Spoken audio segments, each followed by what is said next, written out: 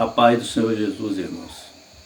Vou estar lendo alguns versículos no que diz respeito à volta de Jesus. E por causa desses versículos que nós vamos ler e vamos meditar um pouco sobre eles, você vai entender por que deixei de ser pré-tribulacionista. Então vamos lá. Primeiro vamos ler Marcos 13, 24 a 27, diz assim: Ora, naqueles dias, depois daquela aflição, o sol se escurecerá e a lua não dará a sua luz, e então verão vir o Filho do Homem nas nuvens com grande poder e glória, e ele enviará os seus anjos e ajuntará os seus escolhidos desde os quatro ventos, da extremidade da terra até a extremidade do céu. Isso aqui é palavra nada menos do que do Senhor Jesus dizendo quando é que ele vem. Ele vem depois das aflições da grande tribulação, depois das aflições daquele dia. Uma outra coisa aqui que dá para entender aqui, que é nesse momento, depois das aflições daquele dia, que ele enviará seus anjos a juntar os seus escolhidos. Paulo chamou isso de arrebatar, chamou isso de reunir os escolhidos de Deus. Então, é nesse momento que ocorre o arrebatamento, depois das aflições. Palavra do Senhor Jesus. Quem tem ouvido, ouça. Jesus virá visível. Naquele ali também a gente verão vir o Filho do Homem. Ou seja, verão é porque ele está vendo, ele está visível, não é invisível. Apocalipse 1,7 diz o seguinte: Eis que vem com as nuvens, como lá também falou que vinha nas nuvens, todo olho verá, até mesmo que o traspassaram, todo olho verá, até mesmo que já morreu há milhares de anos, 2000 anos. Então já dá para ver que quem está vivo, quem está morto, independente de estar salvo ou não, vai ver o Senhor. Porque esse soldado aqui, tem gente que acha que é só a igreja que vai ver.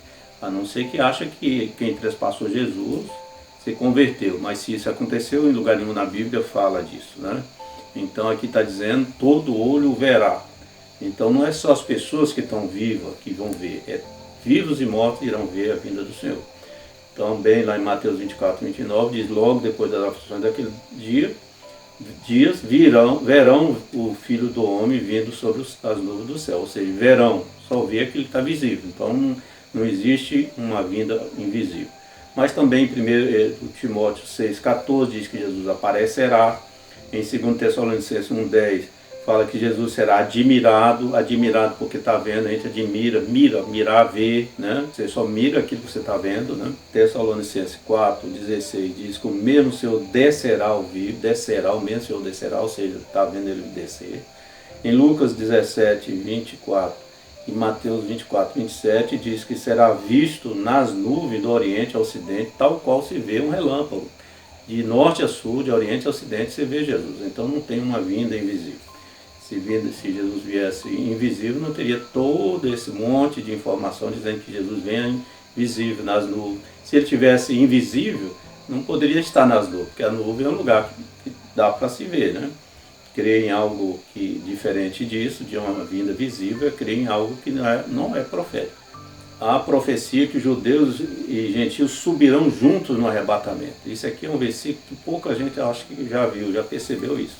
Mas lá em Oséias fala que os judeus e os gentios subirão juntos, né? Oséias 1,10 diz o seguinte, 1,10 e 11 diz assim: Todavia, os filhos de Israel serão como a areia do mar, que não se pode medir nem contar. E acontecerá que no lugar que se dizia, vós não sois meu povo, os gentios, né? Se lhes dirá, vós sois filhos do Deus vivo. E os filhos de Judá e os filhos de Israel juntos se congregarão, quer dizer, congregar, reunir, arrebatar, não importa o verbo que usaram nas outras traduções, é isso. Congregarão e constituirão sobre si uma só cabeça e subirão da terra, né? Porque grande será o dia de Israel. Gisrael é uma palavra que significa a semeadura de Deus, ou seja, no dia da semeadura, da colheita do semeado de Deus, que é composto de judeus e gentios, né? Aqueles que não eram povo e o povo, que antes já era tido como o povo, subirão junto. Então, aqui não dá para pensar que há dois arrebatamentos. Aqui a Bíblia está claramente dizendo, subirão junto no dia da colheita do semeado do Senhor. E também em 1 Coríntios 12, 12 a 13 diz o seguinte: Porque assim como o corpo é um e tem muitos membros, e todos os membros, sendo muitos, são um só corpo, assim é Cristo também. Pois todos nós somos batizados com o Espírito Santo, formando um corpo, que é judeus, que é gentios, que é grego, que é servo, que é livre. Todos têm bebido de um Espírito. Ou seja, a pessoa que aceitou Jesus, que recebeu o batismo com o Espírito Santo, e a pessoa que é judia, que recebeu o batismo com o Espírito Santo, que crê em Jesus, ele forma um corpo só. E Jesus vem buscar esse corpo, composto de judeus e gentios. Não é um arrebatamento de quem não é do corpo, é do corpo. E o corpo tem essa composição. Como lá em Oséias diz que o Israel de Deus, os filhos de Israel, é composto dos filhos de Judá e dos filhos de Israel. Por que Judá? Porque a gente entra na linhagem dos primogênitos, na linhagem de Jesus, através de Jesus. Jesus é o leão da tribo de Judá. É assim, quem crê em Jesus, né, a todos quanto crê, Deus deu o poder de ser feitos filhos de Deus. Então é assim que a gente entra na família de Deus. Como disse Jesus certa vez, meus irmãos, minha mãe, todos aqueles que vivem a palavra de Deus, que crê, que vive a palavra de Deus. Em Efésios 2, 16, 18, 19, diz assim: e pela cruz reconciliou ambos, ou seja, judeus e gentios, com Deus em um corpo, matando com ele as inimizades, porque por ambos temos acesso ao Pai em um Espírito. Assim já não sois estrangeiro, nem forasteiro, mas co-cidadão dos santos e da família de Deus. Aqui falando exatamente que esse mistério do corpo de Cristo, é judeus e gentios, ou seja, aqui falando os que eram forasteiros, estrangeiros, como era tratado, os gentios não eram o povo do Senhor, agora não, agora é co-cidadão do santo, da família de Deus, pertencendo à família de Deus, todo aquele que aceitar Jesus, é uma família só, e é essa família que Jesus vem arrebatar. Não há a questão de dispensação, né, separação de judeu e gentio. Deus trata com a igreja, que é gentil, depois trata com o judeu. Não, isso não existe na Bíblia, é um corpo só. Jesus trata o corpo dele e vem arrebatar o corpo dele. A ressurreição é do corpo de Cristo, que é composta por judeus e gentios, por aqueles que não eram povo e agora é povo através de Jesus. Outra coisa também que me fez largar a pré-tribulação é porque lá dizem que Jesus vem na quarta trombeta, outros dizem que Jesus vem antes de qualquer trombeta, mas a Bíblia diz em que momento, em que toque de trombeta Jesus vem. Aqui em Coríntios 15:52 diz: no momento, num abrir e fechar de olhos, antes a última trombeta, porque a trombeta soará e os mortos ressuscitarão incorruptíveis, e nós seremos transformados. Ou seja, antes a última trombeta. Mas aí a última trombeta. Que última trombeta é essa? A Bíblia, você tem que entender a Bíblia como um todo, não só um versículo. Vamos saber que última trombeta é. Aqui em Apocalipse 10:7 diz assim: mas no dia da voz do sétimo anjo, quando tocar a sua trombeta, se cumprirá o segredo de Deus como anunciado aos seus profetas. Voltando a dizer que a Bíblia você entende juntando como que um quebra-cabeça, olhando a Bíblia como um todo. Que segredo de Deus é esse? Né? Lá em Mateus 24:36, também em Marcos 13, fala que segredo é esse. Jesus falando quanto dia e hora da vinda dele para arrebatar o seu povo é um segredo de Deus Pai, né? Mas quanto aquele dia e hora ninguém sabe, nem os anjos do céu, mas unicamente meu Pai. Ou seja, em Marcos diz, nem o filho sabe. Então tem muitos aí que estão dizendo que sabe até o dia e a hora do arrebatamento, mas isso não é profecia bíblica. A profecia bíblica é essa: o segredo de Deus, o segredo sobre a vinda de Jesus se cumpre na sétima trombeta. Não existe dentro da Bíblia lugar nenhum dizendo que Jesus vem antes de qualquer toque de trombeta, não existe lugar nenhum dizendo que Jesus vem na quarta trombeta. Isso é invenção teológica, isso é profecia quanto que é profético de fato. Isso é profecia humana. A profecia bíblica é essa aqui: vem na última trombeta. Se são 7, a última tem que ser a sétima. Não pode ser na quarta, não pode ser antes de qualquer uma. Jesus vem na sétima trombeta. Outra questão também é com relação ao anticristo. Jesus falou que o anticristo vai estar presente. Paulo falou que o anticristo vai estar, o Espírito Santo através de Paulo falou que o anticristo tem que estar presente. Leiamos aqui, 2 Tessalonicenses 2, 2 e 3. Que não vos movais facilmente do vosso entendimento, nem vos perturbeis, quer por espírito, quer por palavra, quer por epístola, como se o dia de Cristo estivesse perto. Né? Isso aqui também dá para entender a questão de eminência. Está vendo aqui que não está perto. O que ele está falando é isso. Ninguém de maneira alguma, agora veja o toque especial que o Espírito Santo está dando aqui. Ninguém de maneira alguma vos engane. Porque não será assim sem que antes venha a apostasia generalizada, a apostasia, e se manifesta o homem do pecado, o filho da perdição. Essa é a profecia. Então, Jesus só vem quando o anticristo estiver presente. Essa profecia aí humana dizendo que a igreja será tirada, né, o Espírito Santo será tirada para que o anticristo se manifeste, isso não existe na Bíblia. O que está profetizado aqui é o contrário. É dizendo que o anticristo tem que estar presente para que Jesus possa vir. Então, veja só por que eu não posso crer em pré-tribulação. Aqui está dizendo que Jesus só vem quando o anticristo estiver presente. Estão por aí pregando que Jesus precisa tirar a igreja escondida, tirar o Espírito Santo às escondidas para poder o anticristo se manifestar. Mas é o contrário.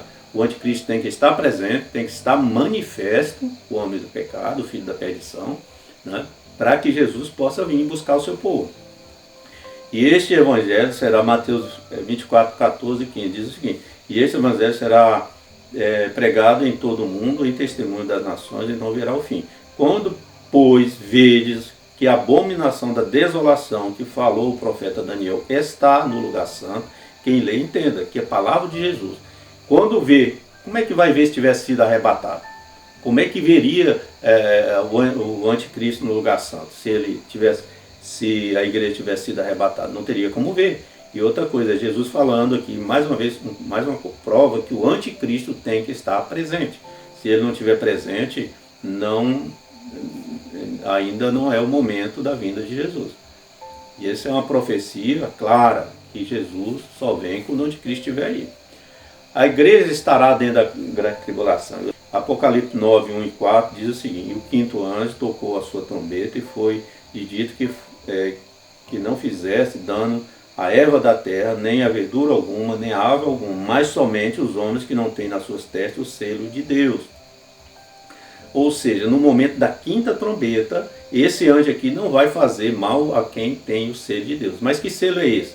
Lá em Efésios 1, 13 e 14 e Efésios 4, 30 diz assim: não entristeçais o Espírito Santo, Efésios 4, 30, no qual estáis selado para o dia da redenção, para o dia do arrebatamento. Esses aqui estão lá dentro da grande tribulação, aguardando o dia da redenção, aguardando o dia do arrebatamento. Se tivesse havido arrebatamento na quarta trombeta ou antes de qualquer trombeta, não teria servo na quinta trombeta aguardando, selado com o Espírito Santo, aguardando a redenção. Apocalipse 12 também diz que e o dragão irou-se contra a mulher e foi fazer guerra ao remanescente da sua semente, os que guardam o mandamento de Deus e têm o testemunho de Jesus. Ou seja, o dragão, o adversário mesmo, não é nem o anticristo, o adversário, dentro da grande tribulação, fazendo guerra à mulher que tem o testemunho de Jesus. Que mulher é essa que tem o testemunho de Jesus? Mulher, normalmente na igreja, na Bíblia, fala de igreja. E aqui está dizendo a mulher que tem testemunho, a igreja tem testemunho de Jesus. A igreja está lá, olha ela aqui. Apocalipse 12, 17. Como é que ela foi arrebatada antes da grande tribulação? Apocalipse 13, 7 diz o seguinte: e foi-lhe permitido fazer guerra aos santos e vencê-los. Deu-lhes o poder sobre todas as tribos, língua e nação. Ou seja, aqui fala ali, o anterior falava do dragão e aqui fala do anticristo. Se lê o 13,6 fala do anticristo. Então veja, foi permitido fazer guerra aos santos. Que santo é esse? Esses que estão selados com o Espírito Santo lá dentro. Esse é que é o santo. Quem é que nos santifica? O sangue de Jesus. Quem é o Espírito Santo? O sangue de Jesus. É a justiça de Deus, é o selo da redenção. Então esses santos estão sendo perseguidos. Né? Essa mulher que dá o testemunho de Jesus, dentro da grande tribulação, que o adversário está fazendo guerra a ela. Apocalipse 14, aqui tem a paciência, aqui está a paciência do santo. Aqui estão os que guardam a fé em Jesus.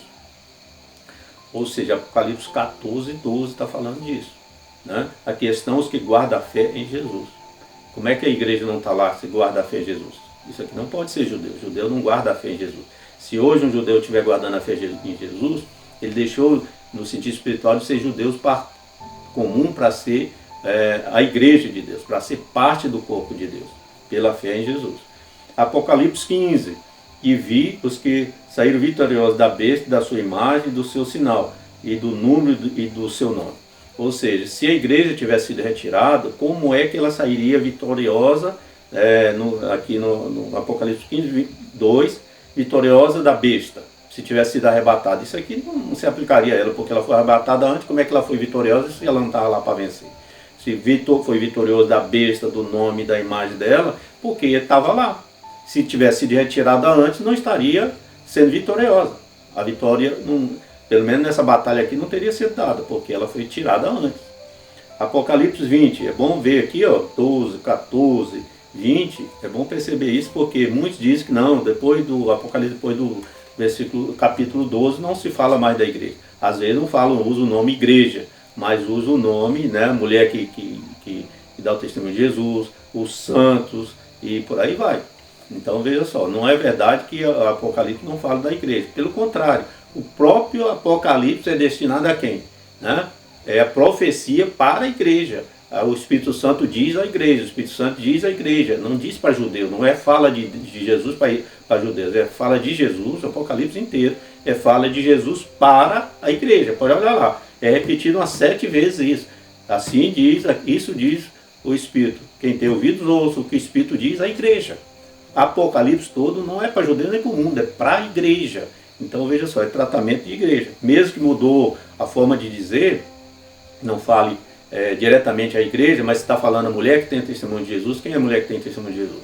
A igreja. Está falando os santos, né? Quem é o santo? Aquele que está batizado com o Espírito Santo. Quem é que está batizado com o Espírito Santo?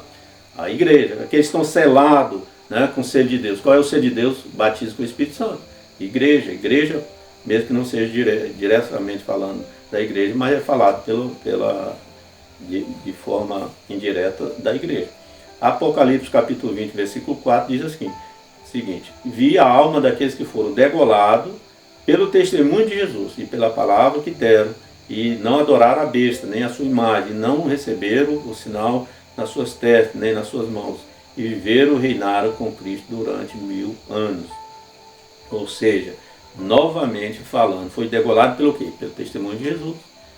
É judeu que dá testemunho de Jesus? Não. Se está sendo degolado durante a grande tribulação, porque está dando testemunho de Jesus, quem pode ser isso?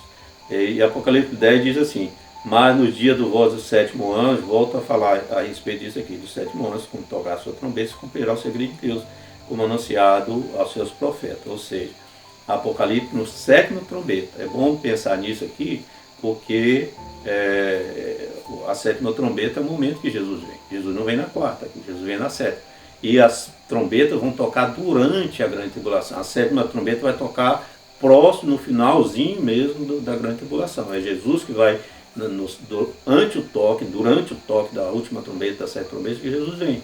E é nesse momento que ele arrebata a sua igreja. E o que é, onde é que está a igreja durante toda a grande tribulação? Lá dentro, lá sofrendo, sendo morta. A Bíblia fala que em Apocalipse 6, 10 e 11 diz que a igreja está morrendo para completar o número de salvos. Outras profecias que pré-tribulação anula. Vamos ver aqui. 1 Tessalonicenses 4, 15 e 17. Dizemos-vos, pois, isto, pela palavra do Senhor, que nós, os que ficarmos vivos, para a vinda do Senhor, não precederemos os que dormem, porque o mesmo Senhor descerá com alarido, com voz de arcanjo, trombeta de Deus, e os que morrerem em Cristo ressuscitarão primeiro. Depois nós, os que ficarmos vivos, seremos arrebatados juntamente com eles nas nuvens, a encontrar o Senhor nos ares, e assim estaremos sempre com o Senhor. Veja só, pense uma coisa: se houvesse arrebatamento secreto, esse seria o primeiro arrebatamento, seria o arrebatamento onde haveria transformação dos servos vivos para subir com Cristo. Os que estavam mortos e salvos, segundo eles, e os que estão vivos serão transformados, arrebatados, somem, para estar com Cristo. Mas o que acontece com essa profecia humana desse arrebatamento secreto? É que aqui está dizendo o seguinte: é que os que morrerem em Cristo, todos eles, os que morrerem em Cristo, ressuscitarão primeiro. E os que morrerem em Cristo durante a grande tribulação? E os que morrerem em Cristo porque aceitaram Jesus durante a grande tribulação, pelo testemunho da igreja, pelo evangelho eterno que está sendo anunciado, e aceitaram Jesus, aceitaram o Salvador, e morreram para completar o número do salvo. Se houvesse arrebatamento secreto, esses que foram transformados primeiro, nesse primeiro arrebatamento secreto, precederiam os que vão morrer durante a grande tribulação. E Paulo aqui, pelo Espírito, diz, de maneira nenhuma, né, seremos arrebatados antes dos que morreram em Cristo. Esse tem prioridade. Então veja só, crer em pré-tribulação e arrebatamento secreto anula essa profecia aqui, que os que morreram em Cristo, nós que estivermos vivos, aqueles que estiverem vivos, não precederão os que morreram com Cristo. E dentro da grande tribulação haverá salvação de milhões de pessoas que lavaram as vestes no sangue do Cordeiro, salvação de Jesus. Então veja só, se houver arrebatamento antes da grande tribulação, seja secreto ou não, ele estaria anulando essa profecia aqui que diz que os que morreram em Cristo estarão recebendo a ressurreição dos corpos espiritual primeiro. E quem vai morrer durante a grande tribulação, se já houve um arrebatamento e uma transformação antes, esses precederam os que morreram em Cristo durante a grande tribulação. 2. Arrebatamento anularia a profecia que diz que somente os ressuscitados na primeira ressurreição estão livres do lago de fogo, da segunda morte, livres da ira futura. Ira futura é o lago de fogo. Esse é outro ensino que andam por aí dizendo que a ira futura é a grande tribulação. Ira futura é o lago de fogo. A palavra ali, pode olhar no original lá, grego, que é org. Org é a ira de um julgamento, manifesta através de uma sentença, de um julgamento. Né? A grande tribulação é uma ira timos, que é a ira de passageira sobre carne. A ira futura é sobre espírito, no lago de fogo, sobre espírito e eterno. O timos ou tumos é a ira passageira, é ira de julgamento, mas é passageira, é um julgamento preliminar, temporário. O Apocalipse 26 estaria debaixo da segunda morte, estaria condenado ao lago do fogo, estaria condenado à ira futura de Deus, ao lago de fogo. Então, arrebatamento antes da grande tribulação anula mais essa profecia apocalíptica aqui, que é sobre este da primeira tribulação, da primeira ressurreição, que não cabe, né, o lago de fogo. O lago de fogo não tem incidência sobre quem participou, quem foi arrebatado na primeira ressurreição. Então veja só, se tivesse a ressurreição antes da grande tribulação, não haveria ressurreição na segunda, depois da grande tribulação. Se houvesse arrebatamento antes da grande tribulação, anularia as profecias de prisão da igreja, de morte da igreja, de perseguição da igreja, de salvação e de testemunho de Jesus durante a grande tribulação. Não é só essas profecias passadas, não. Anula tudo que quase que é Apocalipse que vai anulando. Entende? Veja aqui, Apocalipse 2, 10. Não temas pelas coisas que há de a padecer. Se tivesse sido arrebatado antes da grande tribulação, ia padecer alguma coisa. Né? Eis que o diabo lançará alguns na prisão para que seja tentado. Tereis tribulação de 10 dias. Então veja só, teria como ser tentado, teria como ser lançado na prisão se tivesse sido arrebatado? Não. E vai ser lançado na prisão, vai ser padecer por quê? Porque ainda está no corpo, ainda não foi arrebatado antes da grande tribulação. Apocalipse 6, 9 a 11. E havendo aberto os quintos selos, vi debaixo do altar a alma dos que foram mortos por amor da palavra e por testemunho que deram. E clamavam dizendo: até quando o verdadeiro e santo dominador não julgas e vinga o nosso sangue dos que habitam na terra? E foram dados a cada um compridas vestes brancas, e foi-lhe dito que repousasse ainda um pouco de tempo, até que também se completasse o número de seus conservos e seus irmãos que haviam de ser mortos como eles foram mortos. Ou seja, está morrendo gente dentro da grande tribulação, e há a profecia que vai morrer para cumprir o número de salvos, como eles já foram mortos. Então veja só, se a igreja tivesse sido arrebatada antes da grande tribulação, como é que morreria? Como é que completaria o número de salvos se tivesse arrebatado antes da grande tribulação? O número de salvos não estava completo. Lá em Apocalipse 19, quando fala da noiva, do dia da boda do Cordeiro, fala que a noiva está completa. Não é arrebatamento de um pedaço da noiva, é a noiva completa. O dia do arrebatamento é o dia que a noiva está completa, o número de salvos está completo. Aí sim, arrebata os seus salvos. Apocalipse 24, e vi a alma dos que foram degolados pelo testemunho de Jesus. No Apocalipse 20, e a pessoa diz que não fala mais da igreja depois do capítulo 12. Olha aqui, capítulo 24, testemunho de Jesus. Quem é que dá testemunho de Jesus? A igreja dá testemunho de Jesus. Creem que a igreja não está dentro da grande tribulação, ou profetizar que a igreja não está lá, é uma profecia que não é de Deus. Não é profecia bíblica, é a profecia aqui, botei só esses versículos aqui para não compridar muito. Mas há mais fundamento mostrando que a igreja está dentro da grande tribulação, sim. Se houvesse arrebatamento secreto, não se cumpriria a profecia que diz que Jesus virá tal qual ele subiu ao vivo para o céu. Se houvesse uma vida de Jesus, né, diferente de como ele foi para o céu, não se cumpriria essa profecia dada por anjo. Está lá em Atos 1, 9 e 11, diz o seguinte: quando dizia isto, vendo-o, ele foi elevado às alturas, uma nuvem o recebeu, foi elevado, né, e ocultou a seus olhos. Ou seja, estava vendo ele subindo, depois ocultou os seus olhos na nuvem. E estando eles olhando, fito no céu, enquanto ele subia, né, não foi assim, igual um ninja, não, foi subindo, eles vendo ele subindo. Né? Enquanto ele subia, eis que junto deles se puseram dois varões, dois homens vestidos de branco, né, dois anjos, os quais lhe disseram: homens galileus, por que estáis olhando para o céu? Esse Jesus que dentro de vós foi recebido em cima no céu, há de vir assim como para o céu ele o viste ir. Há de vir como ele foi. Ele simplesmente desapareceu? Desapareceu não. Ele foi subindo. Da mesma forma, ele vai descendo e todo mundo vai ver ele nas nuvens, descendo como ele subiu. Se houvesse arrebatamento secreto, não se cumpriria essa profecia aqui. Porque o secreto é diferente de algo que vai subindo, todo mundo vendo e desaparece. Aí muitos dizem, não, mas lá só os galileus ali, só os varões, só a igreja viu.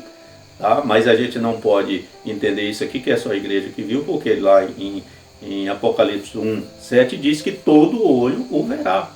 Aqui a única diferença que vai ser lá na vinda de Jesus é que, como ele foi, como ele viu, mas a visibilidade é diferente, porque ali só a igreja está vendo, mas quando ele vier, o mundo inteiro vai ver. A Bíblia tem outra informação a respeito desse detalhe. Se houvesse dois arrebatamentos de salvo, anularia a profecia que diz que o arrebatamento será semelhante aos dias de Noé. Quando Noé e os animais entraram na arca, Deus fechou a arca e ninguém mais pôde entrar nela. Jesus profetizou que após o arrebatamento, a porta da salvação será fechada. Veja só, Lucas 16, 17 e 26. E como aconteceu no dia de Noé, assim também será no dia do Filho do Homem. Gênesis 7, 16. E os que entraram, macho e fêmea, de toda a carne, como Deus lhe tinha dito, ordenado. E o Senhor fechou a porta por dentro. Foi fechado. Meio que alguém batesse na arca lá querendo entrar, não tinha como. Deus mesmo fechou, né, por dentro. Agora veja Mateus, para ver como é a semelhança. E tendo ela ido comprá-lo, chegou, falando das virgens loucas, né, foi comprar óleo, chegou o esposo, e as que estavam preparadas entraram com ele para as bodas, e fechou-se a porta, né. E depois chegaram também as outras, dizendo: Senhor, Senhor, abre-nos. E ele respondendo disse: em verdade eu digo que não vos conheço. Ou seja, não houve segunda chance. Se você prega arrebatamento secreto, você está pegando que há segunda chance. Uns serão arrebatados secretamente na primeira ressurreição fictícia, e depois vem a profecia do arrebatamento visível. Só que aqui a Bíblia está mostrando uma coisa diferente.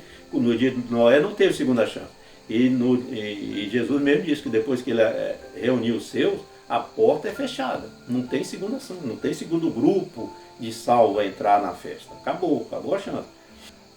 Além da igreja e o Espírito Santo também estarão durante a grande tribulação. Porque dizem que a igreja e o Espírito Santo serão retirados antes da grande tribulação. Mas na realidade, a igreja e o Espírito Santo estará dentro da grande tribulação. Se o Espírito Santo não estivesse dentro da grande tribulação, não haveria salvação.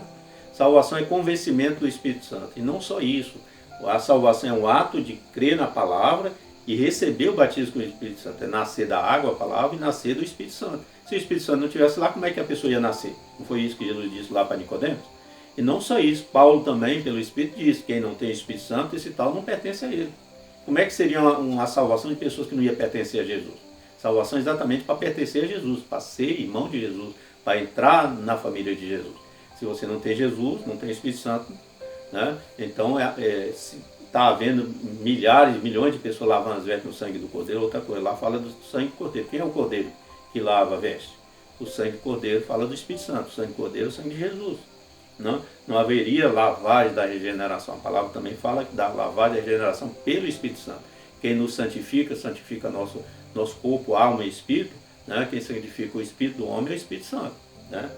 Então veja só, se o Espírito Santo não estivesse lá, não teria como lavar, não teria a lavagem da regeneração do Espírito Santo, não teria salvação. Veja só, Tito 3,5 diz, não pelas obras de justiça, porque dizem lá que o homem vai se esforçar, vai viver a obra da lei, mas veja só aqui o que diz aqui. Não pelas obras de justiça que houvesse feito, mas segundo a sua misericórdia, nos salvou pela lavagem da regeneração e da renovação do Espírito Santo. Se o Espírito Santo não estiver dentro da grande tribulação, não há salvação. Jesus respondeu, João 3,5, Jesus respondeu, verdade, verdade eu digo que aquele que não nascer do Espírito não pode entrar no reino de Deus. Se o Espírito Santo não estiver na grande tribulação, como é que a pessoa vai nascer do Espírito? Como é que vai entrar no reino de Deus? Como é que vai haver um arrebatamento para levar a pessoa para o reino de Deus se ela não tem Espírito Santo? Não tem como. Por isso é mais uma forma de você ver que a profecia de que o Espírito Santo não está dentro da grande tribulação na igreja é profecia humana desprovida de fundamento bíblico, contra a Bíblia. Romanos 8,9 diz, vós porém não estáis na carne, mas no Espírito. Se é que o Espírito de Deus habita em vós. Mas se alguém não tem o Espírito de Deus, esse tal não é dele. Como é que Jesus viria para buscar gente que não é dele? Né? E essas pessoas que a Bíblia está salvando durante a grande tribulação, tem que ter o Espírito Santo. Se não tiver o Espírito Santo, não é dele. Entende? Então veja só, o Espírito Santo está dentro da grande tribulação. Romanos 8,14. Porque todos que sois guiados pelo Espírito Santo são os filhos de Deus. Os filhos de Deus têm que ser guiados pelo Espírito Santo. Como é que essas pessoas, dentro da grande tribulação, sem Espírito Santo, vão ser guiadas por quem? O Espírito Santo dizem que não está lá. E isso é falar que o Espírito Santo não está dentro da grande tribulação, é mais uma profecia que não é bíblica, é profecia humana, é razão humana, é contra a palavra de Deus, contra a profecia de Apocalipse. Isso tem consequência. Né? O Senhor diz que quem muda a profecia de Apocalipse, Deus tira o nome do livro da vida.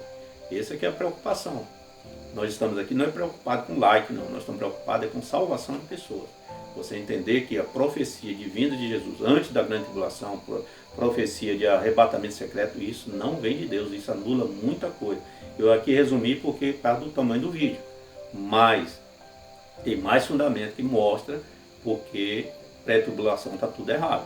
Inclusive a questão da visão do milenista ou milenista dispensacionalista. Né? Também a questão do início do milênio. O início do milênio é na sétima trombeta, também o arrebatamento é na sétima trombeta. Então as duas coisas vão acontecer no mesmo ato temporal profético da sétima trombeta. Não é Jesus vem, leva para o céu e depois de 7 anos volta para começar o milênio. Não, isso não existe. Jesus vem, né, ressuscita os salvos, né, transforma os salvos vivos, se une com eles na nuvem, começa o milênio, vai reinar aqui por 1000 anos. Profecia diferente, falar diferente disso é profecias que não vêm do Senhor. Não está na Bíblia. Pode procurar na Bíblia que isso não existe. Então outra coisa, irmãos, a chave maravilhosa que o Espírito Santo deixou, a chave de segurança para nós não pregarmos e nem aceitarmos coisas que não vêm da Bíblia, da palavra de Deus. Paulo diz, olha, qualquer evangelho diferente do que eu preguei é maldito, é anátema. E veja só, Paulo ensinou que Jesus viria visível no arrebatamento. Ele não disse que Jesus viria escondido. Né? Paulo nunca disse que Jesus haveria 2 arrebatamentos. Ele sempre falou de uma vinda do Senhor. Outra coisa aqui, Paulo também ensinou que Jesus só virá quando o anticristo estiver presente. Isso é o ensino do Espírito Santo através de Paulo. Que Jesus só vem quando o Espírito Santo estiver manifesto, presente. Então Paulo nunca ensinou que o Espírito Santo seria tirado para a igreja e a igreja seria tirada para o anticristo manifestar. Pelo contrário, ele ensinou que o anticristo tem que estar presente para que a igreja seja retirada. Que o anticristo tem que estar manifesto. Paulo pregou que Jesus virá na última trombeta. São 7, a última só pode ser a 7ª trombeta. O mesmo Espírito que falou com Paulo é o mesmo que falou com João. Em Paulo ele falou ante a última trombeta e em João ele falou da 7ª trombeta. Né? Então ali já ficou sabendo que o último é a 7ª. Paulo nada ensinou sobre 2 corpos. Pelo contrário, a Bíblia, através de Paulo, foi onde o Senhor mais ensinou que o corpo de Cristo é um só, formado de judeus e gentios, formado de gregos, de servos, de livres, todos formamos um só corpo através do Espírito Santo. Paulo ensinou que de maneira nenhuma os vivos precederiam os mortos, como eu já falei. Essa pregação de pré-tribulação leva um grupo de transformados vivos antes dos mortos durante a grande tribulação. Isso é a inversão da profecia através de Paulo, que os que morreram não serão precedidos, não serão arrebatados depois dos que tiverem vivos. Os que tiverem vivos, primeiro arrebata os que estão vivos, depois estão mortos, né? E depois ressuscita os que morreram em Cristo, e depois transforma os que estão vivos e salvos. E esse grupo juntos se congregarão nas nuvens. Outra coisa, na Bíblia não tem, depois da ressurreição, ir para o céu. Não tem boda de 7 anos, que é outra coisa também que é de arrepiar. Não existe boda de cordeiro de 7 anos. Isso é invenção teológica também, não tem fundamento bíblico isso. Depois de a boda do cordeiro começa no arrebatamento, mas é um gozo eterno que não tem fim. Lá em Oséias 2, 29 e 30, 29 por ali assim, diz que desposar-te-ei comigo para sempre. Até repete, é para sempre. A boda, o casamento do Senhor não é de 7 anos. E nem vai para o céu de imediato. Né? Novo céu, nova terra é depois do tribunal de Cristo, depois do milênio. Se você levar para o céu, né, de imediato, não tem previsão profética disso. A previsão é, depois do arrebatamento, estaremos na nuvem para começar o milênio. Amém? É por isso que eu deixei de ser pré-tribulacionista. E espero que você tenha entendido. Qualquer dúvida, entre em contato para a gente esclarecer mais ainda. Tem mais fundamento ainda para a gente falar porque que pré-tribulação é um grande ensino racional humano. Dispensação é uma grande invenção de Scofield, de John Derby, que não tem fundamento bíblico. Quem está pregando isso está pregando coisas que não vêm do Senhor. Amém? A paz do Senhor Jesus.